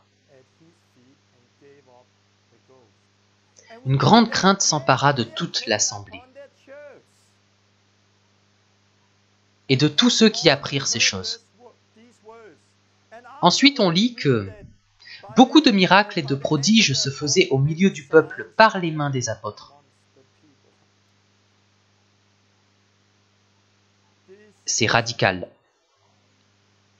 Je sais que la plupart d'entre nous a déjà entendu cette histoire et ce que dit Jésus,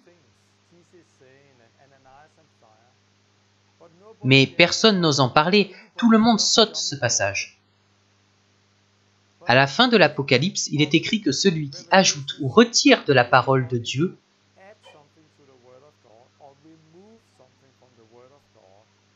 n'aura aucune part de l'arbre de vie. Nous ne devons rien retirer ou ajouter à la parole de Dieu. Mais la plupart des chrétiens vivent un christianisme de chapitres et de versets. Quand ils n'aiment pas un passage, ils le sautent, comme s'il n'existait pas.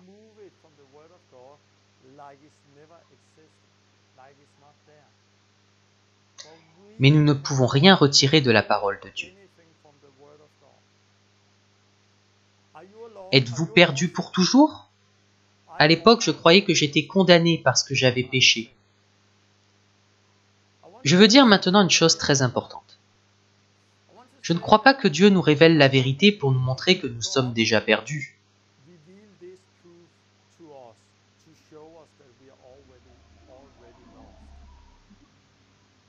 Il y a quelque chose d'important à comprendre ici. Si nous péchons volontairement après avoir reçu la connaissance de la vérité, qu'est-ce que la connaissance de la vérité ? Jésus a dit « Vous connaîtrez la vérité et la vérité vous rendra libre ». Je crois que la connaissance de la vérité, c'est plus qu'aller à l'église pour lever vos mains. Je crois aussi que ça peut être plus qu'être baptisé d'eau et parler en langue. Beaucoup de personnes dans l'église ne connaissent pas cette vérité. Pendant l'enseignement, si vous vous dites « Oh non, j'ai péché volontairement. J'ai fait ceci et cela. Je n'aurais jamais fait ces choses si j'avais su. » Alors cela montre que vous n'aviez pas reçu la connaissance de la vérité.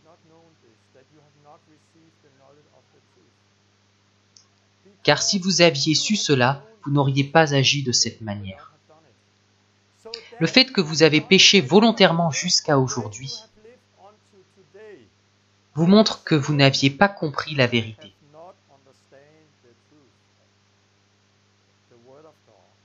Et parce que vous avez vécu de cette manière sans comprendre la vérité, je crois que vous pouvez être pardonné. Mais qu'est-ce que le péché volontaire? Je ne sais pas, mais j'ai péché quand j'ai été tenté, et on peut dire que c'est péché volontairement. J'ai fait cela, mais j'ai reçu le pardon. Nous devons considérer cela, car il y a une différence entre être tenté, tomber dans le péché, ne pas être libre du péché, et puis pécher volontairement après avoir reçu la connaissance de la vérité. Il existe un livre appelé The Mercy ou The Grace. Je ne connais pas le titre du livre en anglais. C'est un livre sur la grâce de Dieu. Quand je l'ai lu, je me suis rendu compte que cet auteur avait très mal compris la grâce de Dieu.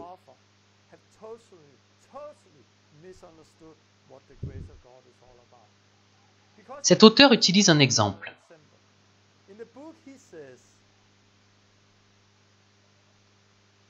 Il était avec un ami et cet ami lui dit « Je joue au tennis et j'ai rencontré une femme.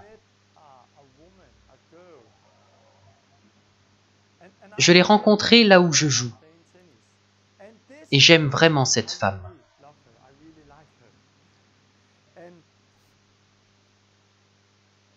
Si je choisis de divorcer de mon épouse et de vivre avec cette femme à la place, est-ce que je peux faire ça et recevoir le pardon après? Oh non, ne fais pas ça. Je sais que tu ne veux pas que je le fasse, mais d'après la parole, est-ce que je pourrais encore recevoir le pardon? Et il répondit, oui, tu auras le pardon parce que c'est la grâce de Dieu. Et cet homme-là a péché. Non, on ne peut pas pécher volontairement. On ne peut pas choisir de pécher comme il a fait.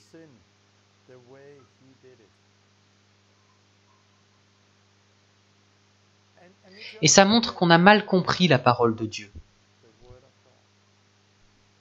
Oui, on peut tomber dans le péché. Oui, on peut se battre et trébucher. Alors on prend la parole 1 Jean 1,9. Si nous confessons nos péchés, il est fidèle et juste pour nous les pardonner et pour nous purifier de toute iniquité. C'est aussi la parole de Dieu. Mais il parle de vivre dans la lumière. Il parle de vivre dans la lumière, pas de pécher volontairement. Avec la nouvelle naissance, nous avons la grâce de Dieu qui nous instruit, nous aide à vivre une vie sainte. La grâce de Dieu, c'est la grâce du Saint-Esprit. Nous avons maintenant besoin d'écouter l'Esprit de Dieu qui vit en nous. Et si on pêche contre ça, contre le Saint-Esprit,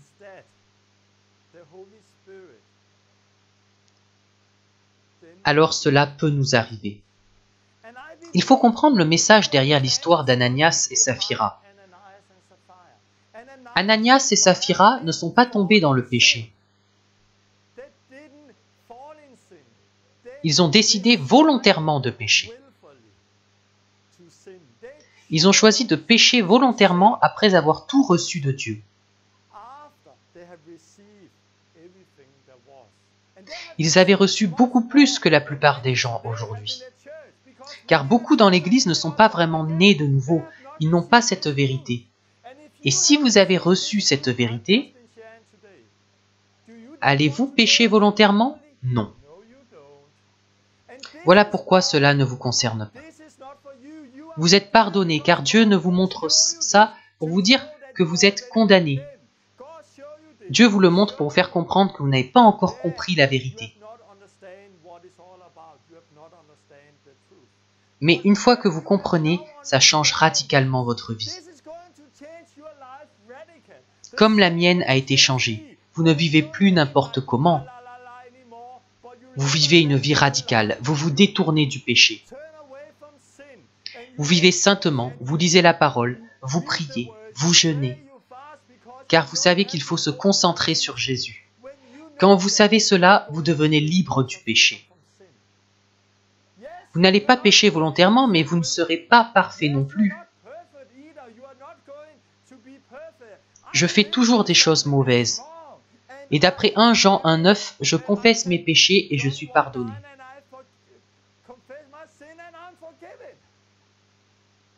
Mais il y a une différence entre faire quelque chose de mal, tout en étant repris par le Saint-Esprit,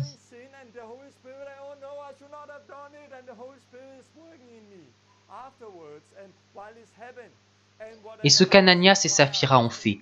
Qu'ont-ils fait? Ils avaient la vérité et ils ont dit « Allez, faisons-le quand même. Gardons une partie de cet argent. » Et je pense qu'à ce moment, le Saint-Esprit a dit « Ne le faites pas !» Ils ont dû sentir le Saint-Esprit travailler en eux, peut-être comme vous maintenant. À cause de cet enseignement, c'est le Saint-Esprit qui agit en nous. Je ne devrais pas faire ça. Non, je le fais quand même. Le Saint-Esprit a dit non. Ils ont décidé de le faire et ils y sont allés. Et je crois que le Saint-Esprit disait ne le faites pas. Si vous le faites, vous êtes condamnés. Ne le faites pas. Mais ils ont décidé de faire ce qu'ils voulaient. Quand Ananias a rencontré Pierre, je suis sûr que le Saint-Esprit lui a crié « Ne commettez pas ce péché ! Ne faites pas cela volontairement. Vous connaissez la vérité. Si vous faites cela maintenant, vous foulez aux pieds le Fils de Dieu. Vous insultez l'Esprit de la grâce. » Je pense que le Saint-Esprit criait en lui « Ne le fais pas !» Pierre lui a donné une seconde chance en lui demandant « Est-ce que tout l'argent est là ?» Il aurait pu écouter l'Esprit et dire la vérité. À ce moment-là, bien sûr, il aurait été pardonné, peu importe ce qu'il avait fait. Mais il a franchi la dernière étape. Après avoir reçu cette connaissance, après que le Saint-Esprit a travaillé en lui, il est allé jusqu'au bout et il a répondu « Oui, tout l'argent est là. » Et parce que l'Esprit de Dieu était puissamment présent dans la première église, le jugement est arrivé brutalement. On peut le voir si on fait une étude dans l'Ancien Testament. Plus la présence de Dieu est puissante, plus le jugement de Dieu vient rapidement. Même si on ne le voit pas tout de suite, le jugement arrive toujours. Et dans ce cas-ci, c'est venu tout de suite. Et ils sont morts, tous les deux, car ils ont péché volontairement. Ils n'ont pas péché contre Pierre, mais contre le Saint-Esprit. Ils ont blasphémé contre l'Esprit. Ils n'ont pas écouté l'Esprit de la grâce, le Saint-Esprit. Et à cause de ça,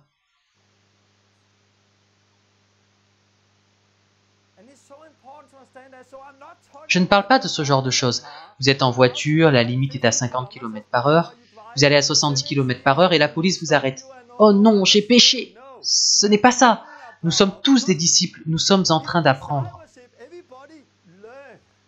Au début, je commettais plus de péchés qu'aujourd'hui. Il s'agit de marcher par l'Esprit, d'écouter l'Esprit. Et l'Esprit qui est en nous. Mais nous avons besoin d'avoir cette crainte en nous pour écouter l'Esprit. Et ce passage, si vous continuez à pécher volontairement, peut être aussi traduit de cette façon. Ananias a péché une fois, peut-être que pour vous ça peut être plusieurs fois, je ne sais pas. Mais ne tentez pas Dieu, ne le défiez pas. Ne cherchez pas à voir jusqu'où vous pouvez aller dans le péché et revenir pour avoir le pardon. Ne jouez pas avec Dieu.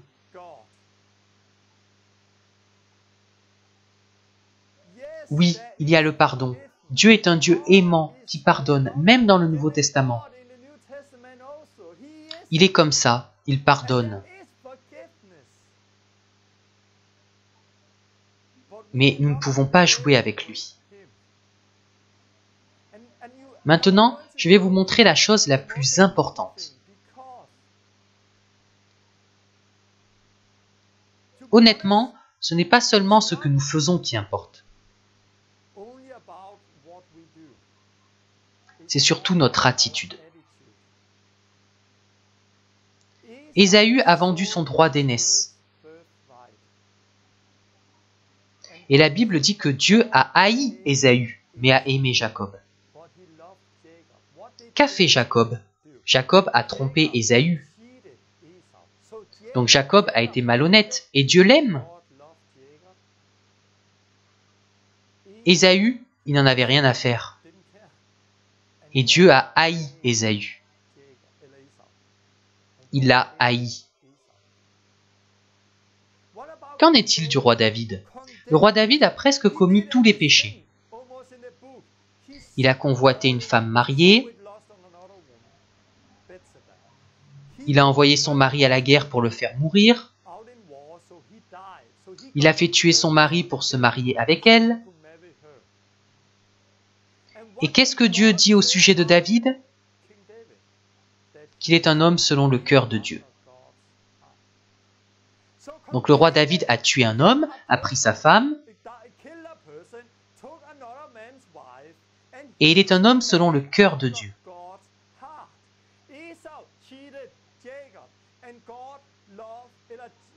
Jacob a trompé Ésaü, mais Dieu a aimé Jacob et a haï Ésaü.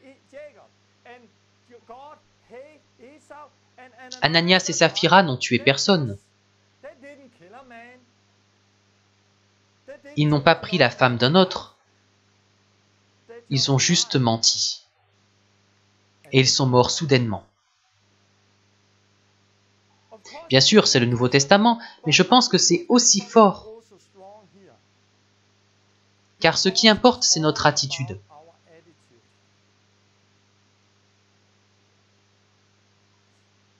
Ésaü avait la même attitude envers Dieu et le péché qu'Ananias et Saphira.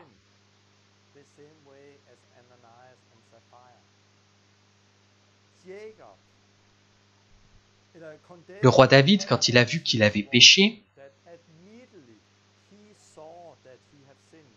lorsque le prophète Nathan le lui a montré, il n'a pas réagi comme si ça n'avait aucune importance. Il a craint Dieu et il est tombé à genoux. Oh, j'ai péché contre Dieu. Il a été vraiment très prompt à se repentir.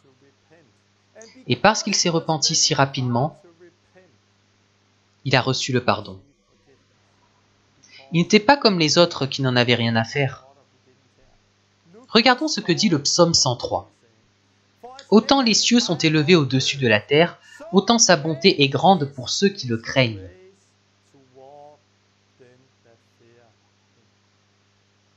Autant l'Orient est éloigné de l'Occident, autant il éloigne de nous nos transgressions. Je veux relire ça. Autant les cieux sont élevés au-dessus de la terre, autant sa bonté est grande pour ceux qui le craignent.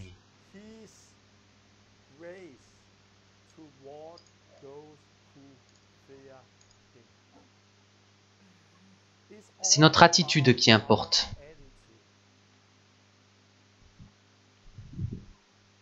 Je ne suis pas tellement inquiet pour vous qui craignez vraiment Dieu.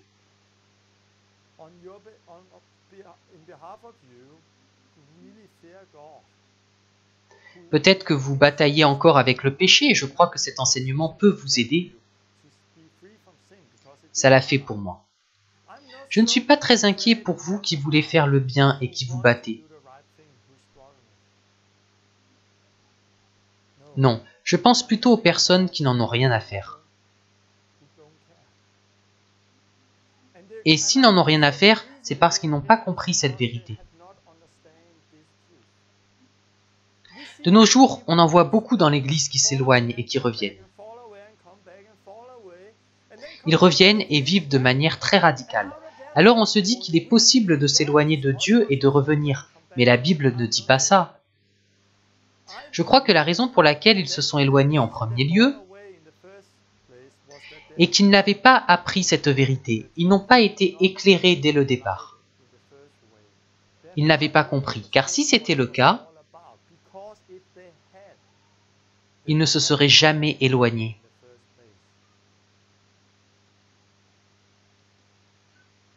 Si aujourd'hui je rencontre des gens qui se sont éloignés de Dieu, d'abord ce n'est pas à nous de juger, mais jamais je ne dirai « tu ne peux plus revenir à Dieu, c'est trop tard pour toi », car je crois que s'ils avaient appris la vérité, ils ne se seraient pas éloignés.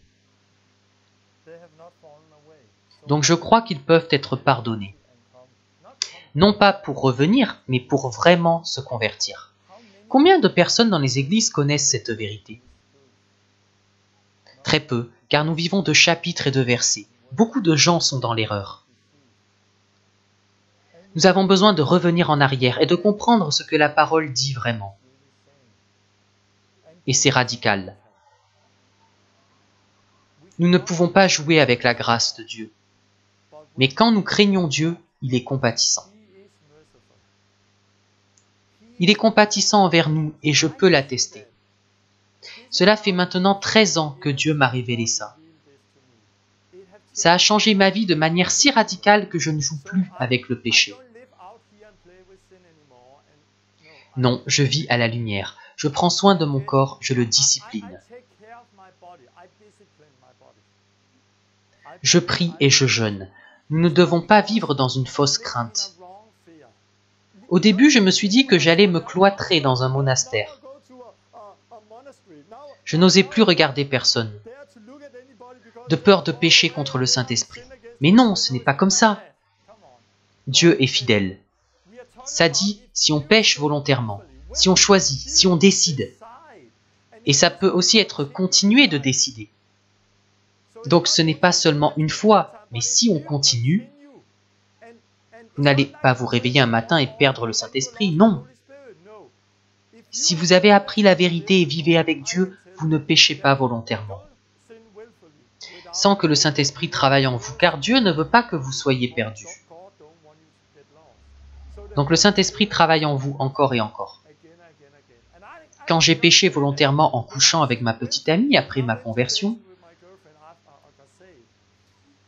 je me suis repenti et j'ai été pardonné. J'ai vraiment reçu le pardon. J'avais vraiment senti le Saint-Esprit dire « Non, non, ne le fais pas ». Si j'avais encore péché, peut-être aurais-je encore senti le Saint-Esprit et reçu le pardon. Mais si j'avais continué malgré cela, j'aurais pu arriver à un point où le Saint-Esprit m'aurait quitté. Et je n'aurais pas pu revenir et recevoir le pardon. Donc Dieu vous montre cela et vous devriez être reconnaissant d'avoir l'Esprit de Dieu en vous. À partir de maintenant, nous avons besoin d'ouvrir nos oreilles et de vivre avec Dieu. Et d'écouter le Saint-Esprit. Prenez Hébreux comme un avertissement. Car nous devrions persévérer sérieusement dans la foi. Et regarder à Jésus comme étant celui qui a persévéré. Et regardons les personnes dans Luc 11 qui ont marché avant nous. Regardez-les, regardez Jésus et persévérez dans la foi. Si vous le faites, vous allez persévérer jusqu'à la fin. Et un jour, vous serez devant Dieu comme un bon et fidèle serviteur. Et tout ira bien. Nous savons que nous sommes en chemin à cause du Saint-Esprit en nous. Je sais que cet enseignement est radical et j'espère que vous le comprenez de la bonne façon. De sorte qu'il ne crée pas une mauvaise crainte en vous. Donc écoutez bien les dernières choses que je vais dire. Recherchez Dieu, lisez l'épître aux Hébreux avec vos propres yeux. Lisez l'ensemble des 13 chapitres. Demandez au Saint-Esprit qu'il vous montre la vérité. Si vous avez des questions, vous pouvez me les envoyer. Et la prochaine fois, je parlerai de vivre dans la grâce, le nouveau standard. Et je répondrai à certaines questions. Vous pouvez aussi acheter le livre Sound Doctrine, la Sainte Doctrine sur Amazon. On y trouve plus d'enseignements et de réponses aux questions que j'ai abordées aujourd'hui. J'espère que ça vous aidera. Partageons cet enseignement radical. Car ce ne sont pas mes paroles, mais c'est la parole de Dieu. Que les gens comprennent ce que c'est que vivre avec Jésus-Christ. Que Jésus est le même hier, aujourd'hui et pour toujours. Oui, Dieu est un feu dévorant, mais il est aussi miséricordieux. Il est vraiment miséricordieux envers ceux qui le craignent. De sorte que nous puissions être ses enfants et recevoir le pardon. Marchez dans la lumière et quand vous péchez, confessez votre péché et il vous pardonne. Dieu vous bénisse.